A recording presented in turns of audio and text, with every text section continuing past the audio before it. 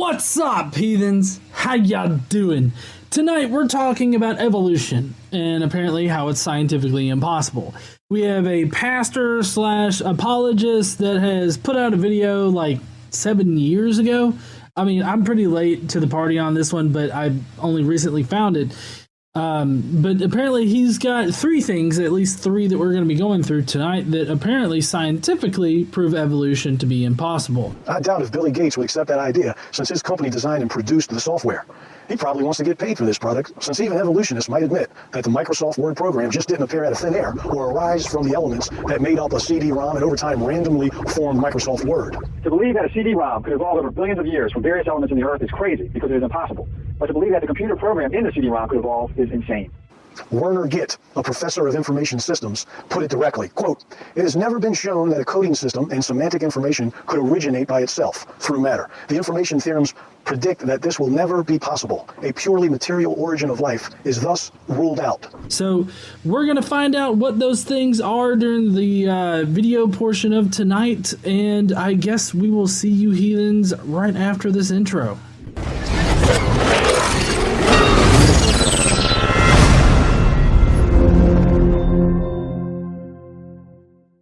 Let's get to this video. He's got some scientific proof against evolution, and we're gonna find out what in the fuck that is.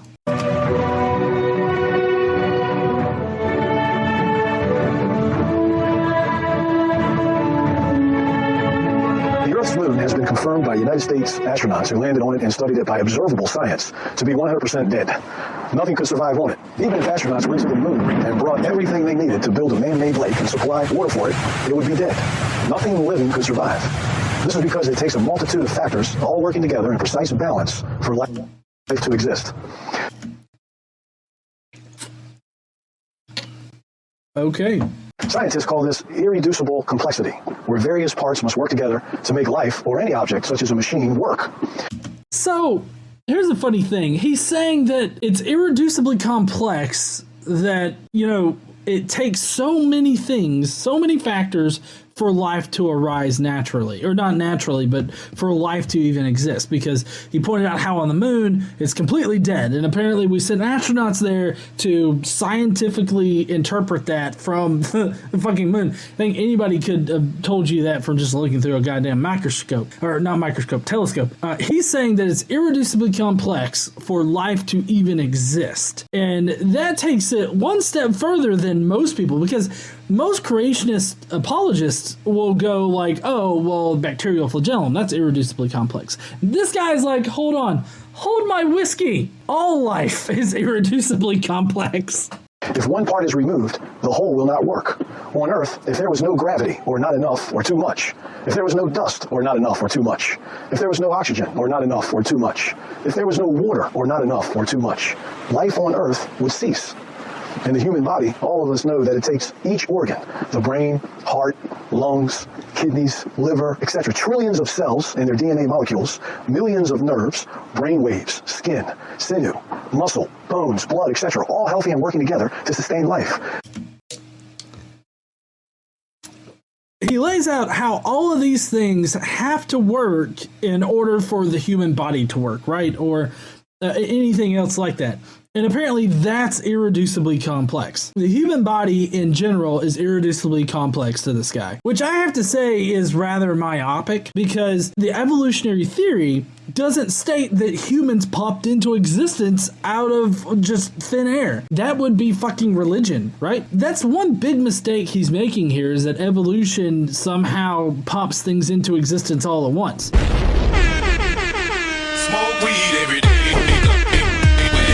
He doesn't get the gradual buildup of functionality. He doesn't understand how evolution actually works. He doesn't understand the small changes that happen generationally over millions and millions of years that build up to the point of humans. So yeah, if you take out the sinew in our bones and you take out our heart or you take out our brain, we're obviously not going to work. That also doesn't say anything about evolution. It doesn't disprove evolution. It doesn't make us irreducibly complex, because there are organisms here on the planet that don't have as sophisticated central nervous systems as we do. They don't have quote unquote brains, and they work just fine. Just look at fucking amoebas and other single-celled life forms. Not to mention outside necessities such as food, water, shelter, oxygen. And a very simple machine, such as a pencil sharpener, all the parts have to function to be in the right place to perform their respective tasks for the pencil sharpener to work. If you remove one component, it will not function. In other words, you cannot reduce its complexity without destroying its function entirely. That's very important for irreducible complexity. Okay, because they say that it destroys the function entirely, right? With, like, for instance, the bacterial flagellum, we've been able to take out proteins that are integral to the bacterial flagellum, and pretty much the only thing that it affects is how much it can move. It doesn't destroy the functionality. The bacterial flagellum doesn't go away, and we've actually been able to reverse engineer the bacterial flagellum, and it all traces back to one particular gene that was duplicated multiple times in multiple different ways, and it ends up producing the bacterial flagellum. So he's completely wrong with all of this. He's making the argument akin to, oh, if you take the flywheel out of an engine, then the engine won't run. It's like, okay, that doesn't make the engine irreducibly complex. They were simpler engines that existed way before, like, a V8 or whatever else. There were simpler engines that exist prior to that and alongside that, and that's exactly what we see with a biological evolution. The components necessary for life in a human being are connected and necessary, just as the components necessary for life on Earth to exist are connected, each needing to work and work together for life to continue. Well, yeah, but you have to understand, like, regardless of how they function now, just because, they function together doesn't mean that they always function together. For instance, just because something exists and it has these things that work together within it, like with eukaryotic cells, doesn't mean that they can't exist outside of it by themselves. Even more amazing, though we sometimes take it for granted, is that the components necessary for life in a human being and life on Earth are also connected and necessary for life to exist. Well, I mean, they are connected, but just because, all of these things came together in this one particular area and everything, kind of got set up for life to exist here, and life exists in our form here in these conditions, doesn't mean that life can't exist in other conditions, or that life can't arise in some other way. You just simply can't say that. You also can't say that it's irreducibly complex just because our life exists on this planet given our conditions. That's not how anything works. This world supplies just the right amounts of sunlight, clean water, oxygen, food, and the ability for the human body to be sustained and nourished by these essential elements. These are supplied by God day by day and moment by moment. Jesus Christ, honey, did you know that God supplies our food every fucking day? He must drop that shit out of the sky just every fucking day. He drops an orange down and is like, eat it, peasants. We just don't know. Like, we think that they grow off trees, but nope, God shoots them out of his asshole from the sky. Drop us a jackpot on our front lawn there, God. Drop a big deuce on there. Without which human or any life could not exist. Every living thing, therefore, had to be completely created by God at one time, as the Holy Bible proclaims. No, every living thing did not have to be completely created by God at one time. And yeah, the Bible claims it, but there are plenty of other religions that claim it as well. Like, your statement there would also prove Islam to be correct and Judaism to be correct, which, I mean, Judaism is kind of the root for both Christianity and that. But, I mean, you're saying that the Holy Bible proclaims it, but you also have to admit that the Quran claims that too. So does that mean that Allah, which, I mean, I know is just another word for God in Islam, but you get my point. You're not providing us anything unique that should point us to the God of the Bible. You're just saying, oh, God did it, which is a God of the gaps argument, and what all creationist argument really boiled down to. No, it fucking doesn't. Specify the design of complexity. life may also be described in terms of information. The scientific name is called specified complexity. Specified complexity can be described as the information content of any arrangement and its size in bits of the shortest algorithm, computer program, or code required to generate that arrangement. The data at the core of life is found in the DNA molecules of each living thing. DNA definitely contains the blueprints for whatever organism is there. But that doesn't mean that it's some kind of like actual digital code or anything like that. It's not written in a language or anything of that sort. I know where he's going with this, that basically it's some kind of code that could only come by through a creator, right? And that's just ridiculous, because it's not a code. They're chemicals. They're governed by the laws of chemistry and physics and all that other kind of shit. Him saying, oh, well, God had to write that code, it's just another God of the Gaps argument. It's just saying, oh, well, God had to do that because I'm too dumb to understand how it could have come about naturally, which we've been able to show how it could have come about naturally. Since its discovery in 1953, human DNA has been decoded, which has incredibly revealed that DNA molecules actually store, carry, and possess information, some 3 billion genetic letters in the form of a 4-character digital code. Here's the thing. 4-character digital code? I really don't understand what you're supposed to mean by that, because most of the time when you talk about digital code, you're talking about binary code, right? Zeros and ones. Even when you're talking about, especially when you're talking about computers. Computers are binary. You either have a 1 or a 0, and then you have a central processor that interprets all those ones and zeros to be these operations that happen, and they're very basic operations, right? So I don't know what you mean by 4-character digital code. In like digital electronics, there is like a tri-state component, so that gives you 3. But there's never been 4. Like, that just doesn't exist in digital fucking code. DNA has the same relevant properties as an astoundingly complex language. A genetic language, such as our human bodies retained, must be designed and created. It is not rational to consider any other explanation. Begging the question right there, because you're automatically assuming that all of life forms have to be created just because you don't understand how they could have arisen naturally. We have more than proven that the amino acids and life could have arranged itself. So also, this breaches on abiogenesis, which all creationists really do. They have to include abiogenesis in a discussion about evolution. And just because we don't know every single step of abiogenesis does not necessarily mean that God had to be the one to do it. In fact, if you follow like a Bayesian analysis of what the most probable answer is, it would be a natural solution to the problem, that life just arose naturally because that's how it's always happened. So you automatically assuming that God had to be the one to create all of this complex information is just ridiculous, because we've been able to show how this complex information or these complex structures,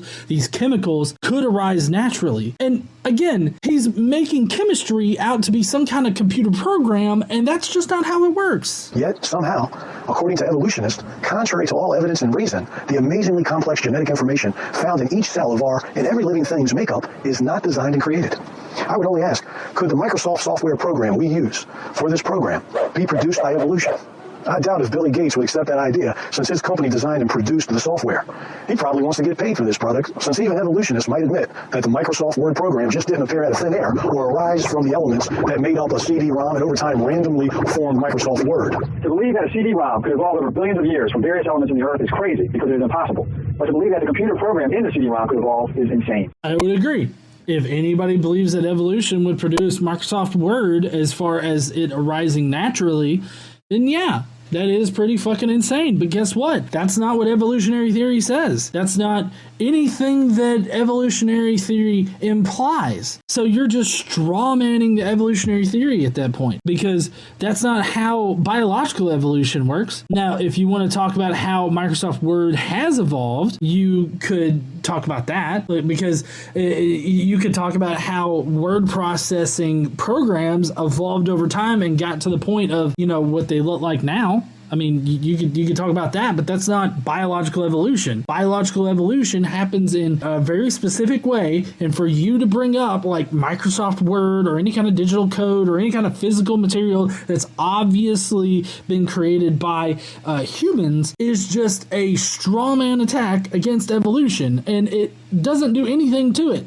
Werner Gitt, a professor of information systems, put it directly, quote, "It has never been shown that a coding system and semantic information could originate by itself through matter. The information theorems predict that this will never be possible. A purely material origin of life is thus ruled out." Okay, so this guy, he brings up a lot of people in this. He quotes them almost as like a argument from authority type thing. Like, oh, look, this professor of information systems, he said it's definitely ruled out that material origin for life is ruled out. So why wouldn't it be ruled out? But this guy is an intelligent design proponent. I've actually got, I do believe in the description of this, I have a lot of different links. Complex specified information, I've got a link in there, irreducible complexity, and I've also got his profile from Wikipedia in there. And I mean, he's pretty much just an intelligent design proponent. So of course he's going to think that life couldn't have arisen naturally. But what he's saying here is that these information theorems predict that this will never be possible. It's like, okay, what does the actual evidence show us? The actual evidence shows us that natural processes will eventually produce life. In a nutshell, I mean, that's what the evidence actually shows us. When one considers life, one must realize that life consists of infinite complexity, and because of this fact, life must have been created by an infinitely wise and great creator. An infinitely wise and great creator. But this entire sentiment here is just bogus. Right now, we don't have every single step, or we don't have a fully fleshed out idea of abiogenesis, but that's also not evolution. We understand how evolution works. Okay, we have evidence that supports it. So if this is an attack against evolution, you're just plain wrong. The amount of information that can be stored in a volume of human DNA the size of the head of a pin is 500 times as tall as the distance from the Earth to the Moon, each with a different yet specific content. It is an absolute impossibility for the information content of a human being to come into being by random chance, mutation, and natural selection. Citation needed on that one, motherfucker, because I have never found any kind of scientific study that says that there is a absolute 0% possibility that life could have arisen naturally or anything like that. So I'm gonna need a citation on that, because you saying that it's impossible needs to have some kind of like evidence to back up that particular statement. Until you can provide that evidence, that's just fucking wrong. So I would love to see your evidence, though. No, it doesn't. Specified fucking complexity.